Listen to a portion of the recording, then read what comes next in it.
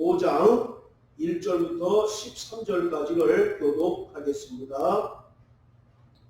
우리 강한 자가 마땅히 연약한 자의 약점을 감당하고 자기를 기쁘게 하지 아니할 것이라. 우리 각 사람이 이웃을 기쁘게 하되 선을 이루고 성을 세우도록 할지니라. 그리스도께서 자기를 기쁘게 하지 아니하셨나니 기록된 바 주를 비방하는 자들의 비방이 내게 미쳤나이다 함과 같으니라. 무엇이든지 저의 기록함을 우리의 도움을 위하여 기록된 것이니 우리로 하여금 인내로 너도 성경의 안위로 소망을 갖게 함이니라.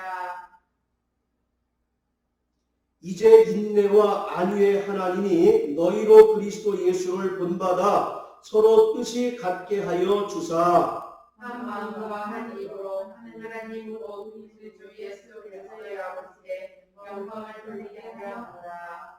이러므로 그리스도께서 우리를 받아 하나님께 영광을 돌리심과 같이 너희도 서로 받으라. 내가 말하노니 그리스도께서 하나님의 진실하심을 위하여 할례를 받으셨으니 이는 조상들에게 주신 약속들을 경고케 하시고 이방인으로 그 긍휼하심을 인하여 하나님께 영광을 돌리게 하려 하심이라. 기록된 바 이러므로 내가 열방 중에서 주께 감사하고 주의 이름을 찬송하리로다 함과 같으니라. 또 다르되 열방이라 주의 영광 함께 구하라 하였으며 또 모든 열방들아 주를 찬양하며 모든 백성들아 저를 찬송하라 하였으며 또 아사리사야가 가로되 이세 둘이 곧 열방을 다스리기 위하여 이들아서는 이가 있으시는 이가 있으니 열방의 계획 소망을 누리라 하였느니라. 자 13절 같이 읽습니다. 소망의 하나님이 모든 기쁨과 평강을 믿음 안에서 너희에게 충만케 하사 성령의 능력으로 소망이 넘치게 하시기를 원하노라. 아멘. 로마서는 성경 속의 다이아몬드라고 불리울 만큼 기독교 구원론의 진수를 보여주고 있습니다.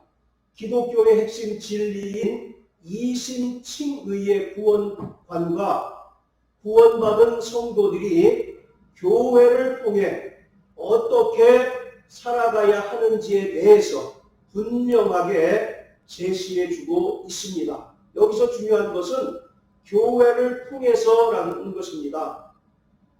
신약 성경이 총 27권인데 그 중에서 바울이 13권을 기록했습니다.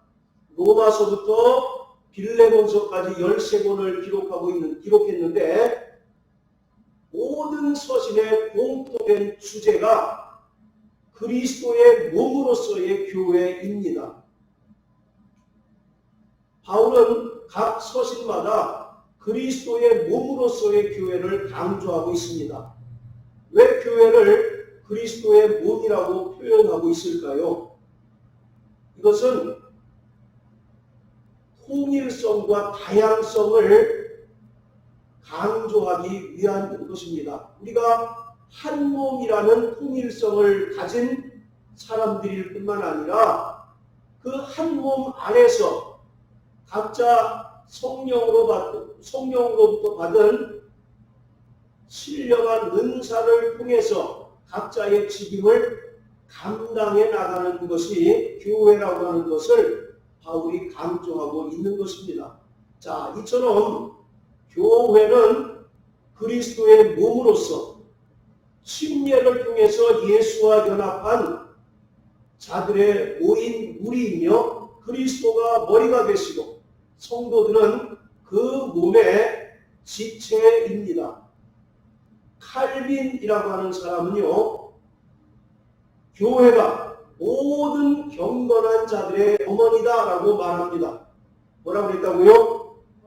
모든 경건한 자의 어머니다라고 말합니다. 그리고 하나님을 아바 아버지라고 부르는 자들은 반드시 교회를 어머니로 모셔야 한다라고 말하고 있습니다.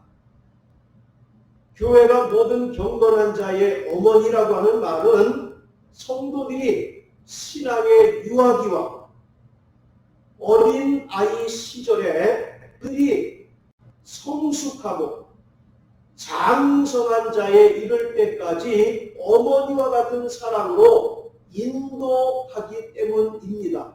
자, 이처럼 어머니로서의 교회는 구원받은 하나님의 자녀들이 신앙적으로 장성하고 성숙하는 데 있어서 매우 중요한 역할을 하는 어머니의 품과 같아서 교회를 떠나서는 그 신앙을 유지할 수 없습니다. 그뿐만 아니라 교회를 떠나게 되면 치명적이고 비참한 결론을 맞이할 수밖에 없다라고 하는 사실을 바울은 강조하고 있는 것이에요.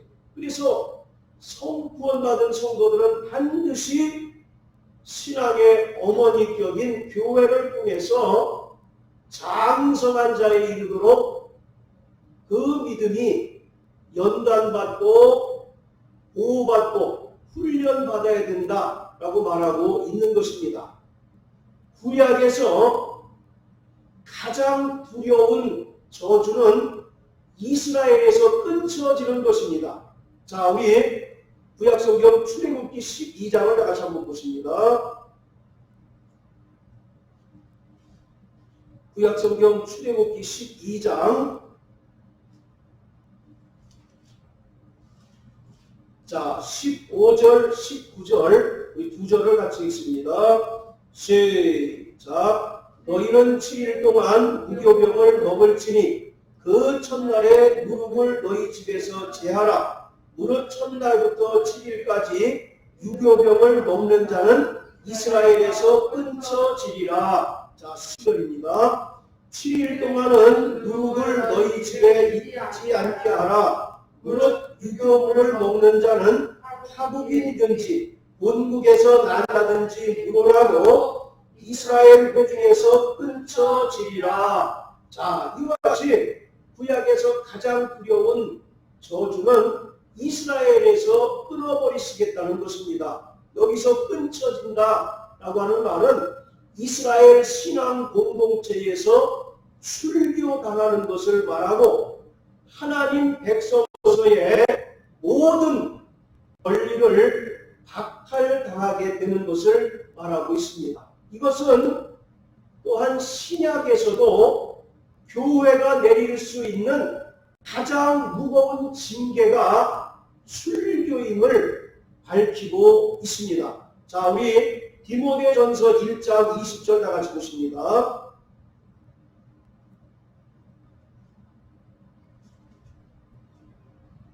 디모데전서 1장 20절 시작.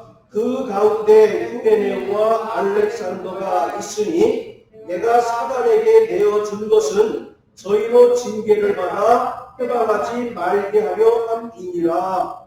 자, 에베소 교회에 후메네우와 알렉산더라고 하는 사람이 있었는데 이들이 부활이 이미 지나갔다라고 하는 거짓 교훈을 에베소 교회에 퍼뜨리게 됩니다. 그래서 그 두 사람을 징계를 했는데 그것을 사단에게 내어주었다라고 말하고 있습니다. 사단에게 내어주었다라고 하는 말은 불신자로 간주한다라는 것입니다. 하나님의 아들이 아니다라고 이와 같이 간주한다라고 하는 것입니다. 마태복음 18장 17절에서도 주님은 최종적으로 교회의 말을 듣지 않는 자를 향하여 이방인과 세리처럼 여기라고 말씀하고 계세요. 여러분들, 이방인과 세리는 대표적으로 죄인들을 말하고 있는 것입니다. 그래서 믿음에서 바른 가지 못하는 자들을 수차례 권면하고 최종적으로 교회가 권위를 가지고 권면함에도 불구하고 여전히 교회의 말을 듣지 않고 올바른 믿음으로 돌아서지 않을 때 그러한 자들을 이방인과 세리처럼, 즉 불신자로 여기라고 주님은 말씀하고 계십니다.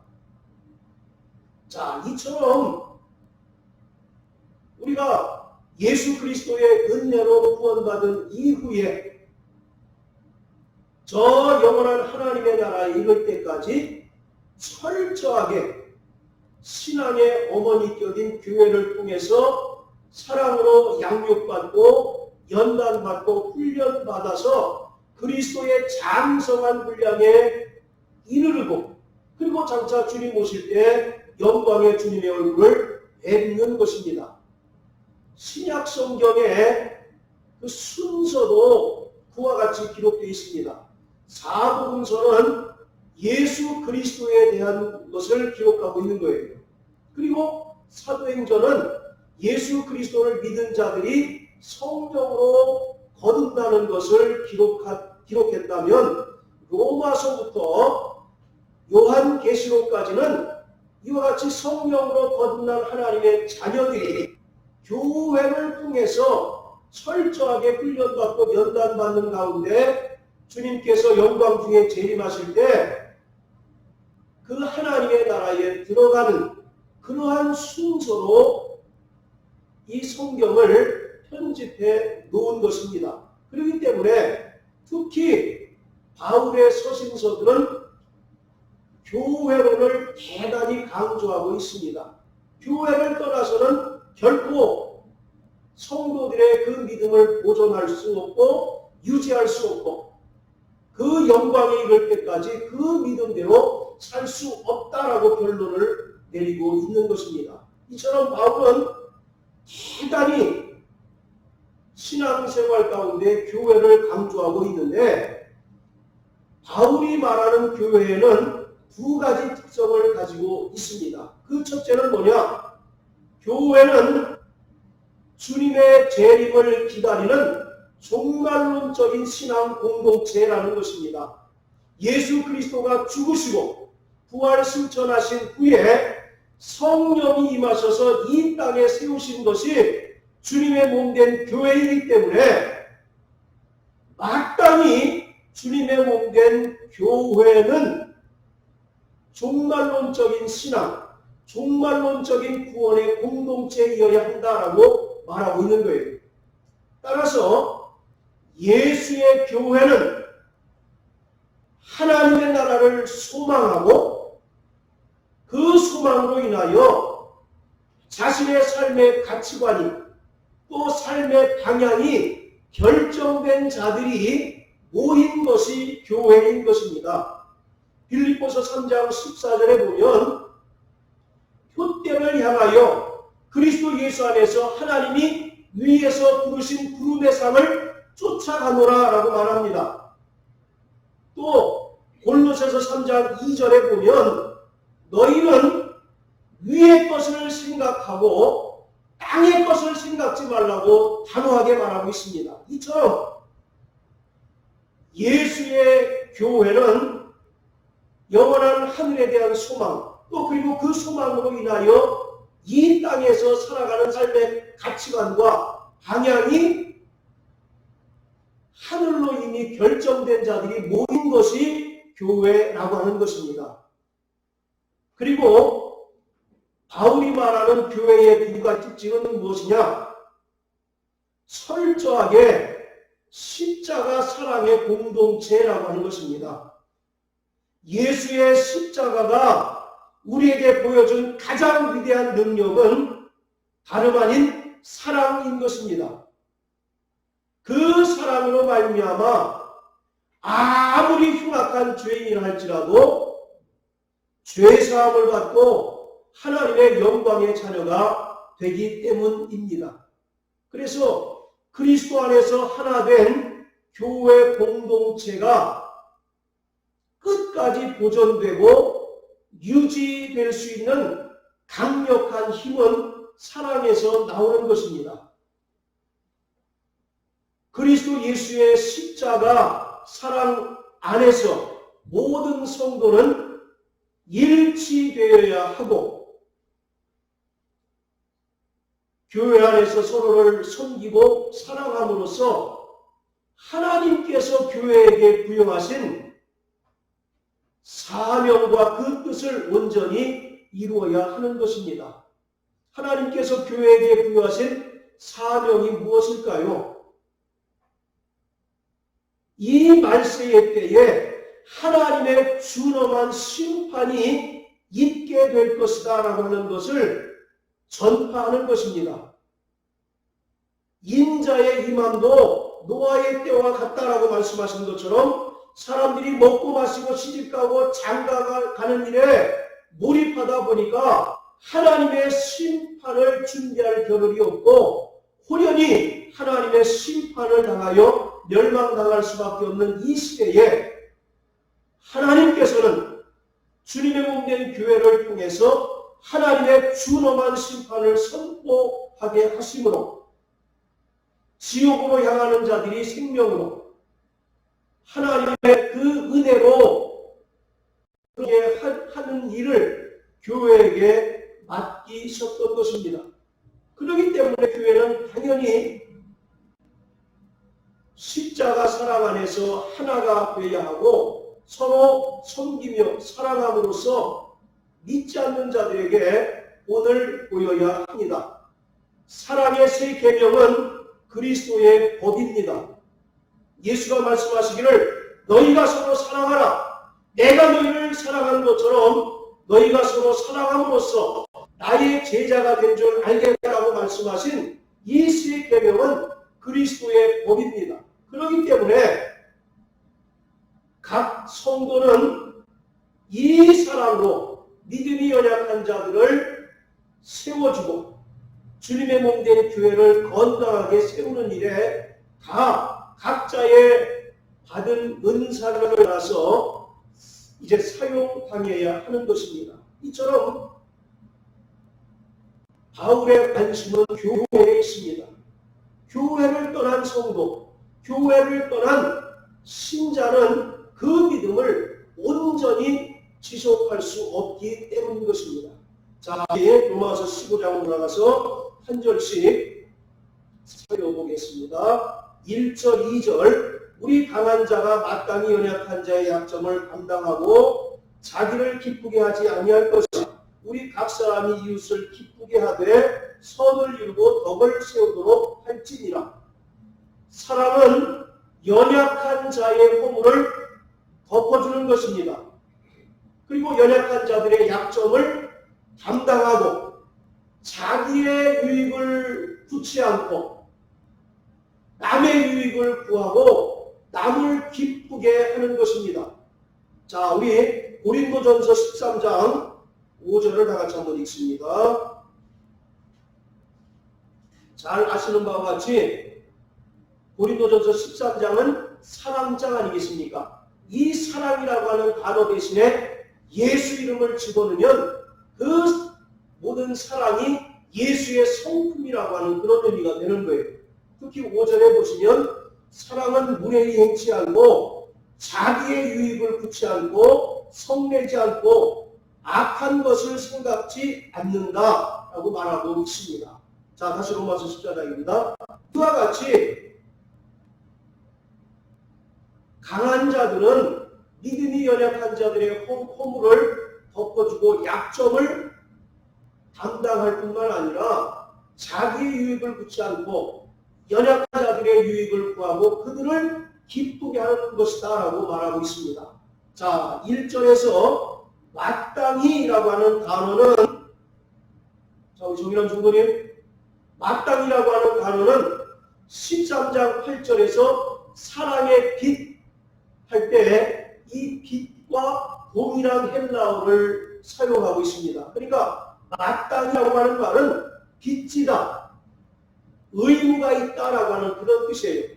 그렇기 때문에 온 성도는 연약한 자들의 약점을 감당하고 의무적으로 자기의 유익을 구하지 않고 다른 사람을 기쁘게 하는 것이다 라고 말하고 있습니다. 이는 예수 그리스도가 친히 나무에 달리셔서 모든 죄를 감당하셨기 때문에 그 은혜로 구원받은 모든 성도는 마땅히 연약한 자들을 도와주고 그들의 약점을 포용할 수 있어야 하는 것입니다. 자, 그리고 또 1절에 보면 자기를 기쁘게 하지 아니할 것이라 이렇게 되어 있는데 여기 자기를 기쁘게 한다라고 하는 말이 구체적으로 어떤 것을 의미할까요? 이것은 믿음이 강한 자가 진리 안에서 자유하다고 해서 연약한 자를 향하여 자기의 입장을 고수하거나 자기의 입장을 강요해서는 안 된다라고 하는 것을 말하고 있습니다.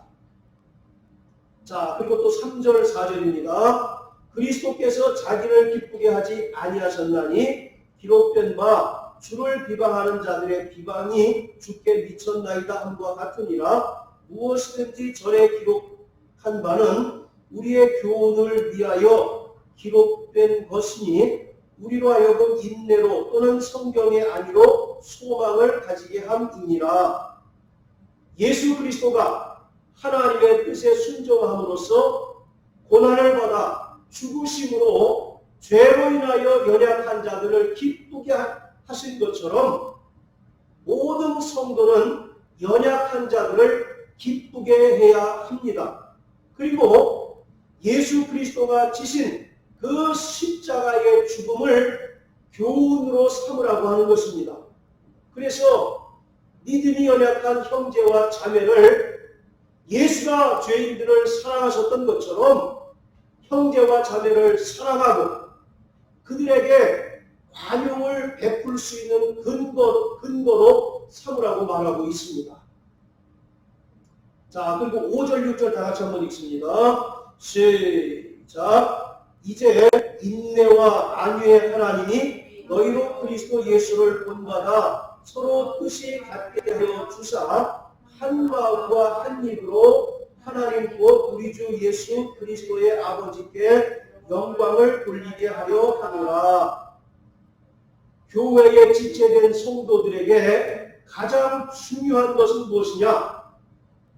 주님의 통치 아래서 하나가 됨으로써 하나님께 영광을 돌려야 한다라고 하는 것입니다. 우리가 신앙의 본질에 있어서는 철저하게 일치를 이루어야 합니다. 할렐루야. 우리가 예수의 복음과 예배에 관해서는 다른 이견이 없이 철저하게 일치를 이루어야 하죠. 그러나 비본질적인 문제에 있어서는 서로의 다름을 인정해 줄 필요가 있다라고 하는 것입니다.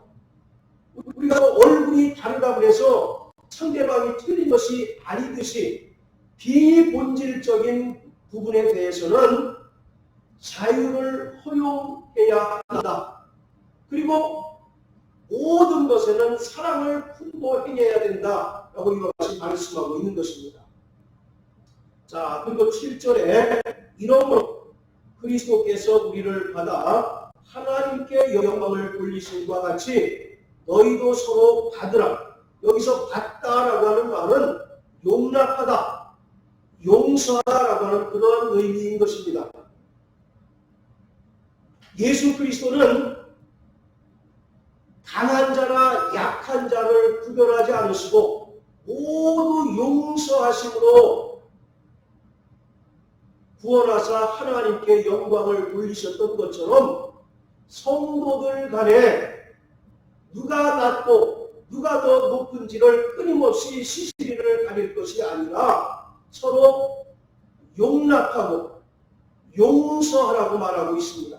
마태복음 18장에 보면 너희가 마음의 중심으로 형제를 용서하지 않으면 하나님께서도 너희를 용서하지 않는다라고 말씀하신 것처럼 이미 예수 그리스도가 죄인의 괴수인 저와 여러분들을 용서하시고 그 피로 죄를 사하시고 구원하심으로 하나님께 영광을 올려드렸던 것처럼 서로가 철저하게 용납하고 용서하는 그러한 믿음이 있어야 된다라고 하는 것입니다. 예수 그리스도는 유대인이나 이방인을 구별하지 않으시고 죽기까지 섬기셨습니다. 뿐만 아니라 예수 그리스도는 십자가를 통해서 유대인과 이방인들을 하나로 통합하는 사역을 이루셨습니다. 그렇기 때문에 예수 그리스도 안에서는 인종과 민족의 구분이 의미가 없고 누가 더 강하고 누가 더 약한가에 그러한 의미가 없다라고 하는 것이에요. 누구나 다 예수로부터 용서받은 자들이기 때문에 마땅히 상대방을 또 믿음이 연약한 자들을 용서해야 된다라고 말하고 있습니다. 자, 우리 에베소서 2장을 다 같이 한번 보십니다.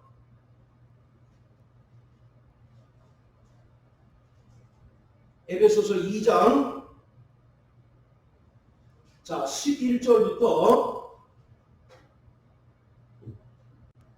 자 16절까지 우리 김 집사님 한번 읽어주십시오.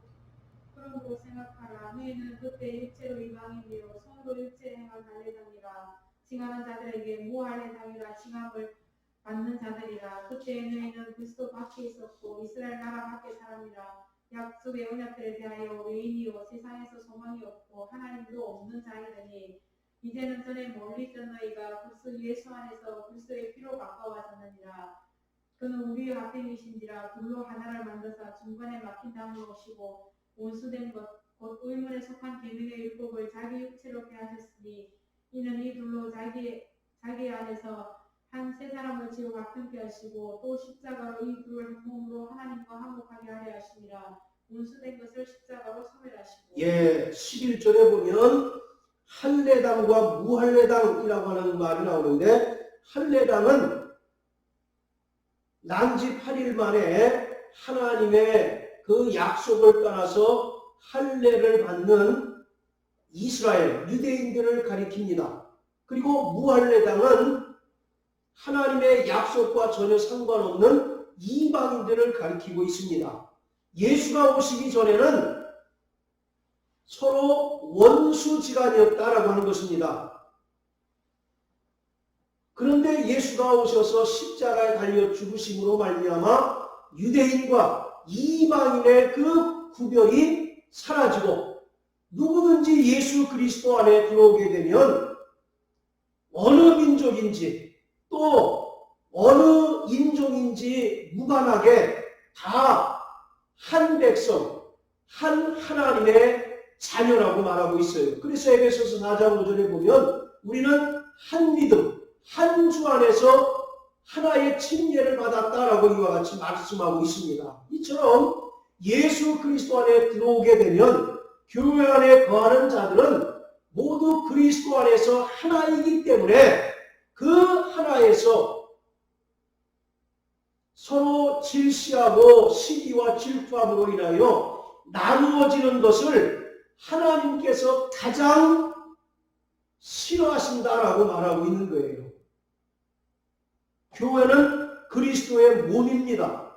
그렇기 때문에 하나님께서 가장 싫어하시는 죄도 주님의 몸된 교회를 깨뜨리는 것입니다. 아까 디모데전서 1장 20절에 보면 후메네오와 알렉산더라고 하는 사람이 있는데 그 사람들이 순교를 당하게 된 원인도 그리스도의 몸된 교회를 거짓 교훈을 통해서 나누게 하고 성도들을 미혹했기 때문에 그들을 불가분 사단에게 내어줄 수밖에 없었다라고 말하고 있습니다. 그렇기 때문에 그리스도 안에 있는 교회 공동체에서는 결코 나누어지는 일이 없어야 합니다. 그러기 위해서는 서로 용서하고 사랑으로 섬겨야 된다라고 말하고 있습니다. 한번 생각해 보세요. 우리가 출신 배경이나 성장 과정이 같은 사람이 어디 있습니까? 다 각자 임의대로 살다가 하나님의 그 은혜를 만나서 우리가 구원받고 교회로 모인 공동체 아니겠습니까? 그런데 상대방에게 왜 너는 나같지 않느냐? 라고 힐문한다면 상대방도 똑같이 나에게 그렇게 비난하고 판단할 것 아니겠어요? 그렇게 되면 교회 공동체가 하나가 될 수 없다라고 하는 것이죠. 그렇기 때문에 너희 안에서 누가 강하고 누가 연약한가를 나누고 그것에 따라서 시시비비를 가릴 것이 아니라 예수 그리스도는 유대인과 이방인의 구별을 두지 않으시고 강한 자나 약한 자를 구별하지 않으시고 모두를 용납하셔서 구원하심으로 하나님을 영화롭게 한 것처럼 너희가 교회 안에서 서로 십자가 사랑으로 섬기고 사랑함으로써 하나가 될 때 하나님께서 영광을 받으신다라고 말하고 있습니다. 여러분들의 가정으로 범위를 축소해 보세요. 이 자식도 내 자식이고 저 자식도 내 자식인데 사랑스럽지 않은 자녀들이 어디 있겠습니까? 그런데 그 자녀들이 서로 대단히 지역적인 문제로 인해서 부모 입장에서는 그것이 별로가 아닌데 자기네들 입장에서는 굉장히 큰 문제로 간주해서 서로 싸우고 반목하고 갈등하게 되면 그 집안 분위기가 어떻게 되겠어요? 그리고 그것을 바라보는 부모의 심정이 어떻게 되겠습니까? 그렇기 때문에 우리는 거룩한 성가족입니다. 할렐루야. 하나님께서 우리의 아버지가 되시고 우리는 다 하나님 안에서 한 형제요 자매라 부르기를 부끄러워하지 않는 가족입니다. 가족. 그렇기 때문에 이 세상에 그 부모가 형제들끼리 자식들끼리 싸우는 것을 싫어하는 것처럼 하나님께서는 그리스도의 피로 값주고 사신 교회가 서로 반목하고 질시하고 갈등하는 것을 가장 싫어하시고 가장 미워하신다라고 말하고 있는 것입니다. 자, 우리 8절 다 같이 한번 읽어보시겠습니다. 로마서 14장 8절 시작. 내가 말하노니 그리스도께서 하나님의 진실하심을 위하여 할례의 수종자가 되셨으니 이는 조상들에게 주신 약속들을 견고케 하시고 할례의 수종자는 할례 받은 자의 종이 되셨다라고 하는 것입니다. 이는 예수 그리스도가 하나님께서 이스라엘의 조상들에게 약속하신 대로 메시아로 오셔서 하나님의 모든 뜻을 이루심으로 하나님의 신실하심을 입증하셨다라고 하는 것입니다. 자, 이처럼 예수 그리스도는 자기 목숨을 내어줄 정도로 섬김의 종으로 오셔서 이스라엘을 구원하셨다라고 말하고 있습니다. 자, 그리고 9절부터 12절까지 한번 다 같이 읽습니다. 시작. 이방인도 그 긍휼하심을 인하여 하나님께 영광을 돌리게 하려 하시니라. 기록된 바 이러므로 내가 열방 중에서 주께 감사하고 주의 이름을 찬송한도다 함과 같으니라. 또 가라사대 열방들아 주의 백성과 함께 즐거워라 하였으며 또 모든 열방들아 주를 찬송하며 그의 백성들아 저를 찬송하라 하였으며 또 이사야가 가로되 이새의 뿌리 곧 열방을 다스리기 위하여 일어나시는 이가 있으리니 열방이 그에게 소망을 주리라 하였느니라. 자, 8절에서 예수 그리스도가 할례 받는 자의 종으로 오셔서 이스라엘의 조상들에게 약속하신 대로 그들을 구원하셨던 것처럼 9절은 이방인들을 구원하셨다라고 말하고 있습니다. 그런데 이방인들을 구원하신 것은 그 긍휼하심을 인하여 구원하셨다라고 말하고 있어요.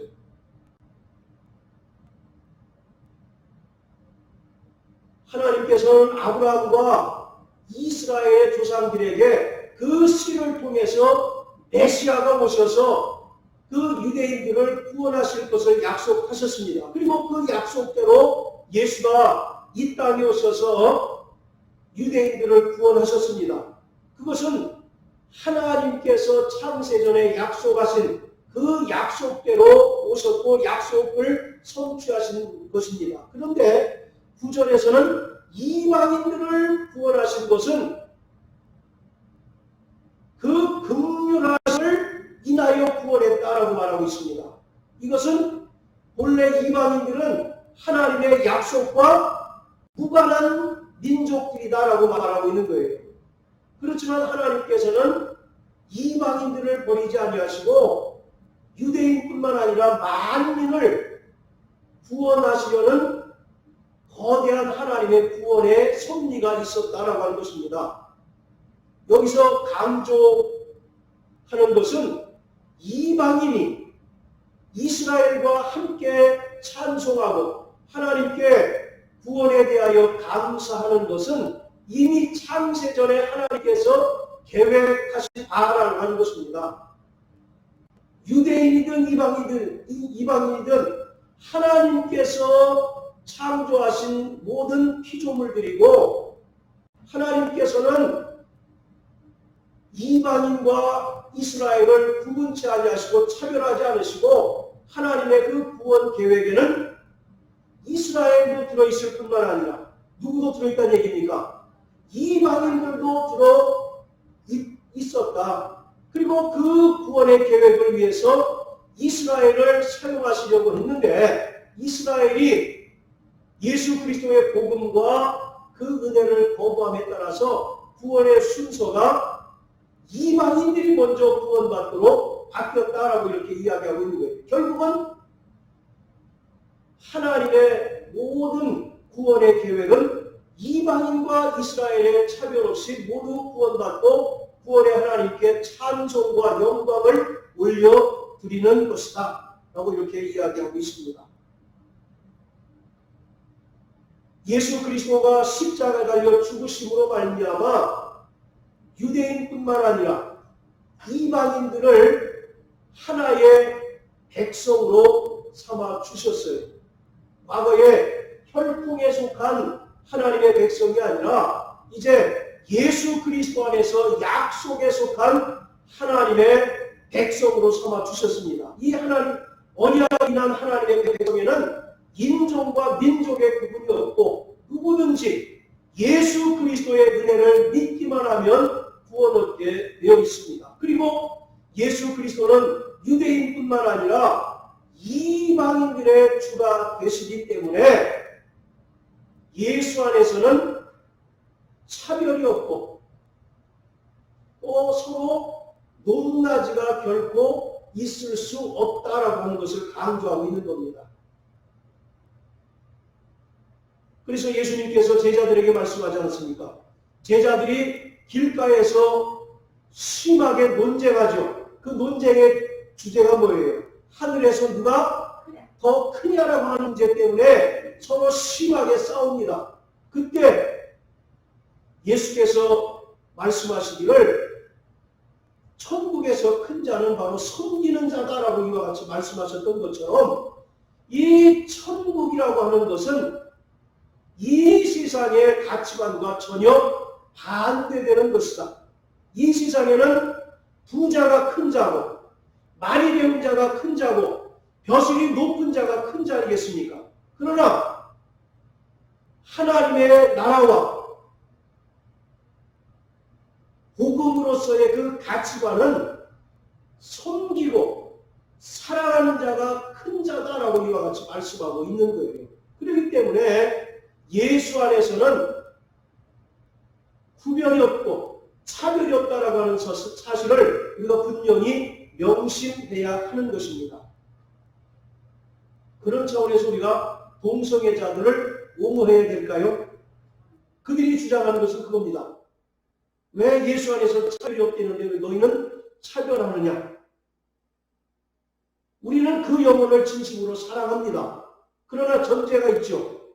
그들이 하나님의 뜻에 순종하기를 권면하는 거죠. 그래서 그들이 과거에 악한 행습을 버리고 형제가 되기를 원한다면 그를 우리가 격려하고 권면하고 사랑하는 것이지 그 자체를 차별하고 미워하는 것은 결코 아니다라고 하는 것이죠. 자, 마지막으로 13절입니다. 자, 같이 한번 읽습니다. 시작. 소망의 하나님이 모든 기쁨과 평강을 믿음 안에서 너희에게 충만케 하사 성령의 능력으로 소망이 넘치게 하시기를 원하노라. 자, 이 13절이 지금까지 바울이 계속 얘기했던 로마 교회 안에 있었던 갈등 문제의 최종적인 결론입니다. 너희가 소망 안에서 인내하고 서로 사랑하라 라고 하는 것입니다. 따라서요. 소망 안에서 인내하고 서로 사랑하라. 그것이 로마 교회의 갈등에 대한 바울의 해답입니다. 뿐만 아니라 오늘날 교회에서 일어나고 있는 크고 작은 갈등의 해답이기도 합니다. 자, 그런데 1절부터 13절까지 보면 소망이라고 하는 단어가 몇 번 나오는지 한번 살펴보세요. 1절부터 13절까지. 4번이 나옵니다. 4번이. 그 가운데 13절에 소망이라고 하는 단어가 2번이 나옵니다. 나중에 예배 끝나시고 한번 꼭 찾아보세요. 왜 바울은 소망이라고 하는 단어를 본문에서 강조하고 있을까? 아까 제가 서두에 말씀드렸던 것처럼 바울에게 있어서 교회는 2가지 특성이 있다고 했죠. 그 첫 번째 특성이 주님의 재림을 기다리는 종말론적인 신앙 공동체다라고 말씀드렸죠. 바로 그런 차원에서 소망이라고 하는 단어를 본문에 4번을 기록하고 있습니다. 그러니까 이 하늘나라에 대한 소망은 마치 용광로와 같다라고 하는 것입니다.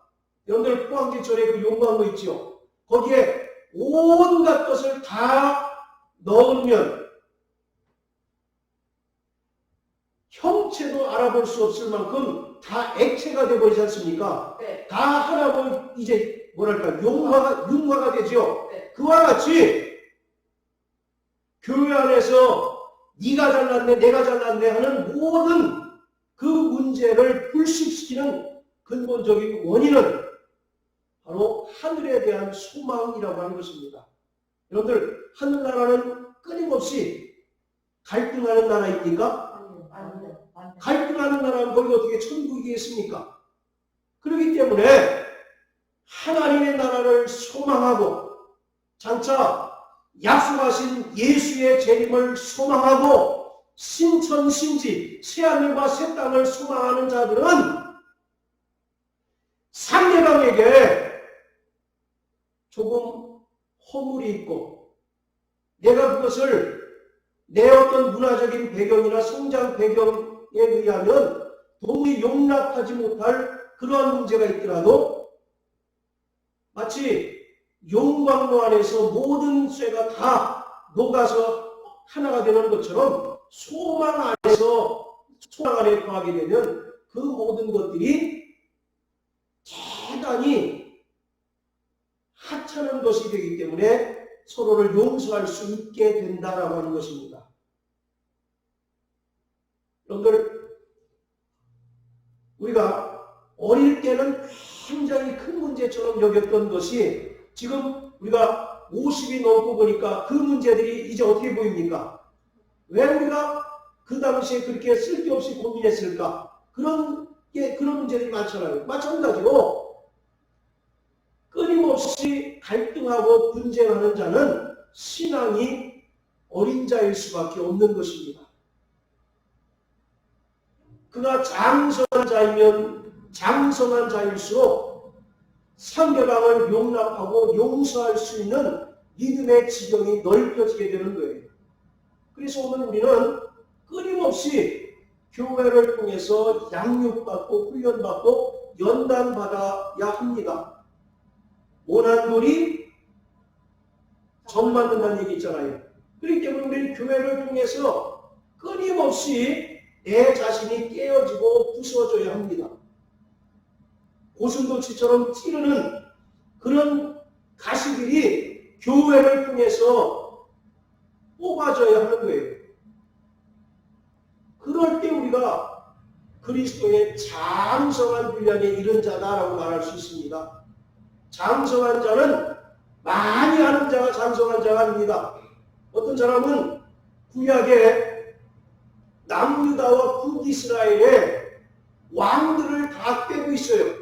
우리가 조선시대 왕의 계보를 쭉 다 이제 외우는 것처럼 성경에 나오는 남유다, 북이스라엘 왕의 이름을 다 꿰요. 그리고 이 사람이 몇 년에 어떤 일을 했고 이런 것을 다 꿰입니다. 그가 큰 자가 아니라는 것이죠. 그가 장성한 자가 아니라고 성경은 말하고 있습니다. 장성한 자는 뭡니까? 믿는 바와 행하는 것이 일치되는 것이 장성한 자예요. 자, 에베소서 4장 한번 다 같이 보세요. 4장 13절.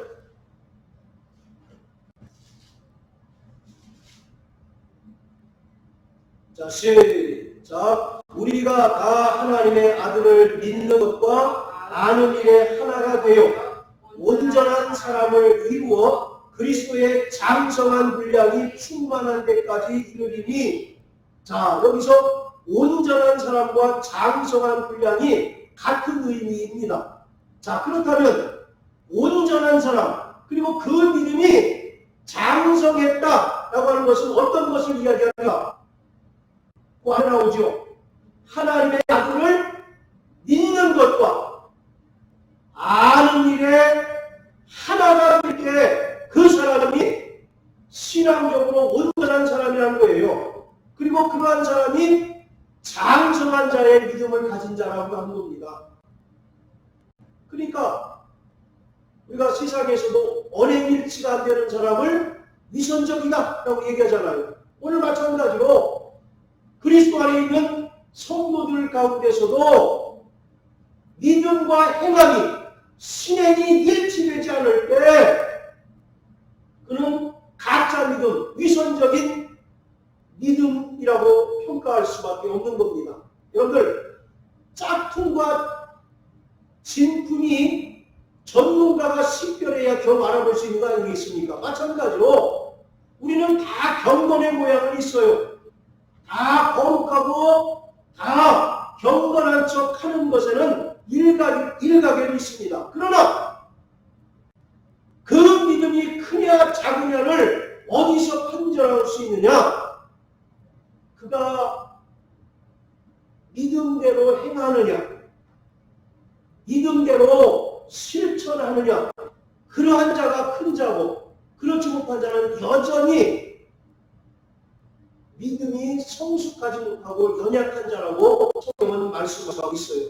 오늘 우리 모든 성도들은 정말 하나님의 나라를 소망하는 그 믿음 안에서 각자의 믿음의 분량이 장성한 자에 이르러서 서로 용납하고 용서하고 사랑하는 자들 되시기를 주의 이름으로 축원합니다.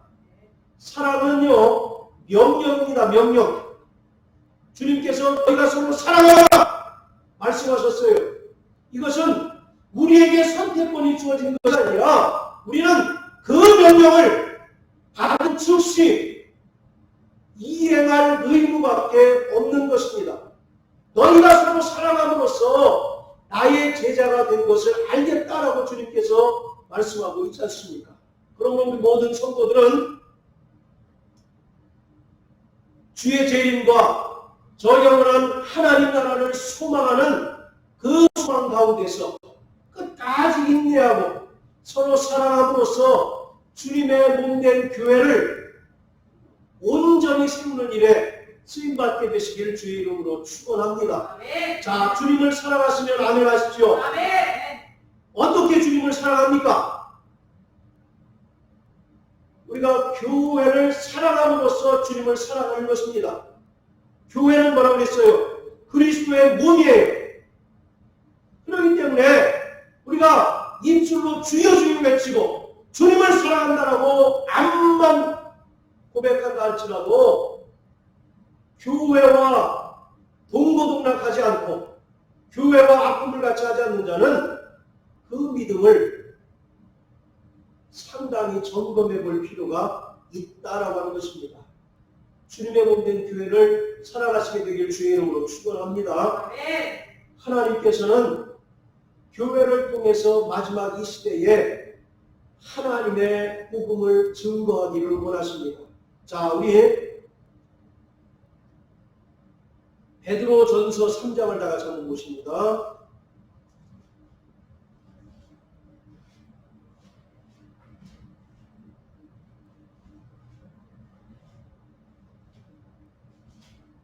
베드로전서 3장 자 19절 같이 읽습니다. 시작. 저가 또한 영으로 옥에 있는 영들에게 전파하시니라. 이 말씀이 굉장히 논란이 많은데요. 한마디로 정리해드리면 예수 그리스도가 성령으로 노아를 통해서 이 세상의 복음을 전파했다라고 얘기하고 있습니다. 그 복음은 뭐냐? 장차 물 심판이 있을 것이다 라고 하는 것을 노아가 성령으로 증거했다라고 하는 것입니다. 여기서 영으로는 예수가 성령을 노아에게 주셔서 성령으로 하나님의 심판을 전했다라고 하는 그런 의미예요. 자, 유다서 한번 보세요. 유다서.